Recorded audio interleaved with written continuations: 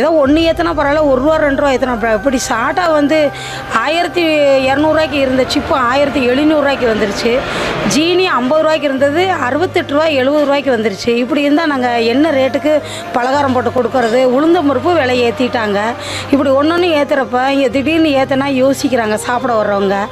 அதுக்கு முன்னாடிலாம் கொஞ்சம் கம்மியாக இருந்துச்சு. இப்போ இந்த ஒரு 3 மாதம் 4 மாதம் அளவில் பார்த்திங்கன்னா கடுமையான விலையேற்றத்தினால ரொம்ப பாதிப்பாக இருக்குது. நாங்கள் எல்லாம் பார்த்திங்கன்னா இங்கே இருக்கிறவங்க கிட்டத்தட்ட 90% போகாமல் கூலி தொழிலாளிகள் தான். எல்லாருமே வந்து பெயிண்ட் அடிக்கிறது, சென்ட்ரிங் வாங்கி போகிறது, எல்லாம் லோடு மேலே வேலை செய்கிறவங்க கூலி தொழிலாக தான் இருக்கும்.